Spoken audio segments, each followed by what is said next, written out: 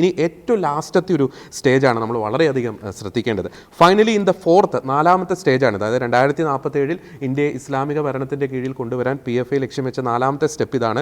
Finally in the fourth and final stage PFI has plan the party SDPA should become the undisputed leader and representative of entire Muslim community by sidelining all other Muslim organisations, gain political power, include the loyal cadres in the judiciary, army, police, eliminate those go against the interest of PFI, recruit enough trained cadres and stockpiling of arms to declare new constitution and based on Islamic principle. അതായത് SDPA എന്ന ഒരു political party, അതായത് അവരൊരു undisputed, മുസ്ലിങ്ങളുടെ ഒരു undisputed ഒരു പാർട്ടിയായിട്ട്, അവരുടെ മാത്രം പാർട്ടിയായിട്ട് കൊണ്ടുവരും, മറ്റെല്ലാ മുസ്ലിം ഓർഗനൈസേഷനെയും സൈഡ് ലൈൻ ചെയ്യുക, ജുഡീഷ്യറിയിലും ആർമിയിലും പോലീസിലും അവരുടേതായിട്ടുള്ള അവരുടെ അനുഭാവികളെ തിരികെ കയറ്റുക, ഒപ്പം തന്നെ പുതിയൊരു കോൺസ്റ്റിറ്റ്യൂഷൻ, ഇസ്ലാമിക് പ്രിൻസിപ്പിളിനെ ബേസ് ചെയ്തിട്ടുള്ള പുതിയൊരു കോൺസ്റ്റിറ്റ്യൂഷൻ കൊണ്ടുവരിക. ഇതായിരുന്നു ഇവരുടെ നാലാമത്തെ സ്റ്റേജ്. അതായത് 2047 ഇന്ത്യ ഇസ്ലാമിക ഭരണത്തിലേക്ക് കൊണ്ടുവരിക എന്നതിൻ്റെ നാലാമത്തെ സ്റ്റേജിലെ ഏറ്റവും പ്രധാനപ്പെട്ട ആയുധമായിരുന്നു ഇവരുടെ പൊളിറ്റിക്കൽ വിങ്ങായിട്ടുള്ള SDPA. ഇതെൻ്റെ വാക്കുകളല്ല, ഈ പറയുന്ന കോടതി ഉത്തരവിൽ കൃത്യമായിട്ട് എന്നെ പറഞ്ഞിട്ടുണ്ട്.